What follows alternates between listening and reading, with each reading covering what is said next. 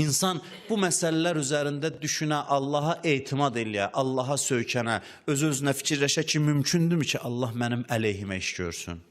Mümkündürmü Allah mənim əleyhimə iş görsün? Əgər elə deyilsə, onda ondan razıyam, hər bir halımda razıyam. Hər bir halımda razıyam. Gərək Allaha söykənəsən, ondan başqa heç nəyə söykənməyəsən. Nə cavanlığınıza söykənin, nə sağlamlığınıza söykənin, nə mülkünüzə, nə gözəlliyinizə söykənin, nə kresloya söykənin, nə dosta, nə tanışa söykənin. Bu söykənmək insanı istiraba salır. Filan yerdə mənim adamım var, o məsələni həll eləyəcək. Allah istəsə qarışdırmaq, istəsə aləmi bir-birinə vurmaq, ixtiyar onun əlindədir. İxtiyar onun əlindədir.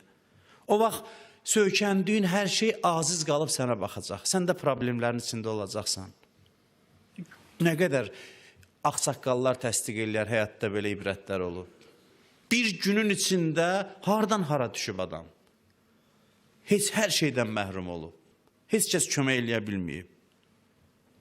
İnsan o vaxt ayılmasın ki, söykəndiyi hər şeyi Allah aciz eləsin qabağında göstərsin ona. O vaxt ayılmasın. Elə əlində olan zaman söykənməsin. O vaxt ki, aciz dayanıb sana baxırlar, onda ayılmaq gecdir. Yenə də rəhmətdir, yenə də onda ayıl. Amma o vaxt ki, hər şey sənin ixtiyarındadır. Çoxlu söykənəcəyin var, hamısını atırsan kənara, deyirsən, mən bir qüdrətə söykənirəm. Bir qüdrətə arxalanıram. Allah bəzən özü söykəndiyimiz şeyləri bizdən alır. Bilirsiniz niyə görə? Görür ki, bədbəxt oluruq biz. Bu qəlb ki, 100 yerə şaxələnib, 100 istiqamətə yönəlib, bilir ki, bu qəlblə yaşasa hara gedib çıxacaq insan. Ona görə Allah görürsən ki, bütün söykəndiyimiz şeylərdən bizi məhrum eləyir. Biz görürük ki, ayaq üstə dayana bilmirik, yıxılırıq və deyirik ki, gərək sənə arxalanaq. Allah bunu istəyir, yaratsın bizdə. Bəzən bütün söykəndiklərimizi çəkir kənara, biz yerə yıxılırıq. Mənəvi baxımdan əzilirik. Nəyi demək istəyir? Bəndəsini yaradıb onu alçaltsın, xeyr. Demək istəyir, mənə söykən, mənə arxalan. Mən varam, mən kifayət eləmirəm, mən sizin üçün bəs eləyirəm. İnsan Allaha arxain olsa, onun tədbirinə tapşırar həyatını. Çalışar, amma deyər ki, tədbir sənindir. Sən tədbir tök, mən də arxain olum. Sənin qəza və qədərvə tabiyəm. Səndən mənə ziyan gəlməz, mən arxainam. Səndən xatircəm sözü çox işlənərdi qabaq. İndi daha işlənmir bəzi sözlər. Xatircəm ol deyirdilər. Gənclər bəzən bu sözləri bilmir, keçmişdə çox işlənərdi. Xatircəm olsun insan. Allahdan arxain olsun, aram olsun. İnsan Allahdan arxain olsa, hər vəziyyətdə ondan razı olar. Hər vəziyyətdə. Allahdan razı olmağın qaynağı budur ki, insan Allaha etimad eləsin. Allahı qəbul eləsin, iman gətirsin.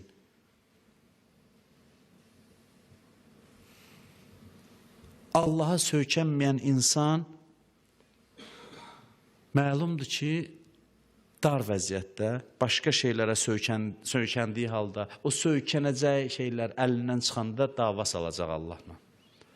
Etiraz eləməyə başlayacaq, deyinəcək. Problem zamanı razı olmaq üçün gərək aram vəziyyətdə, yəni hər şey sənin xeyri olan zaman Allaha arxalanasan.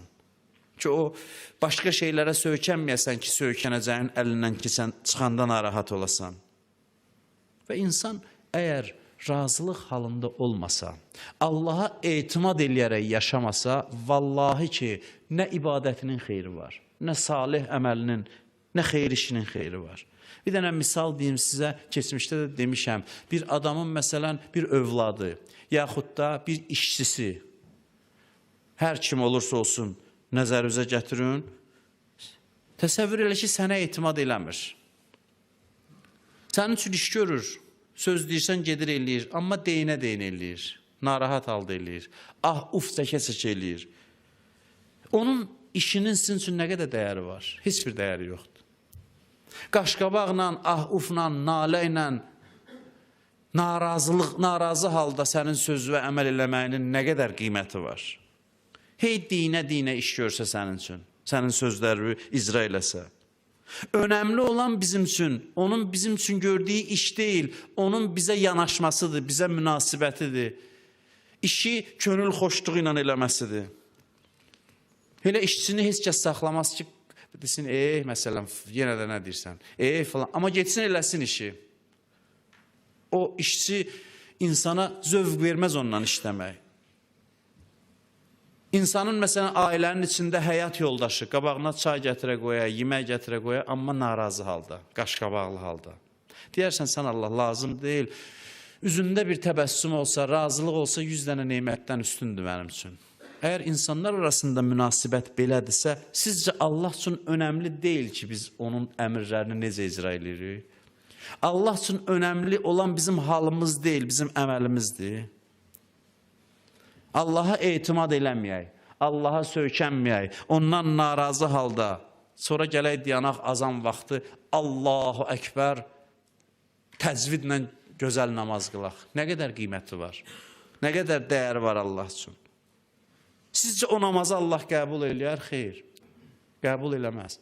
Şəriət baxımından düz olsun, qiraətin düz olsun, rükusu yerində, səcdəsi yerində, amma namaz qəbul olunmaz. Çünki baxır görür ki, sən ondan narazı haldasan.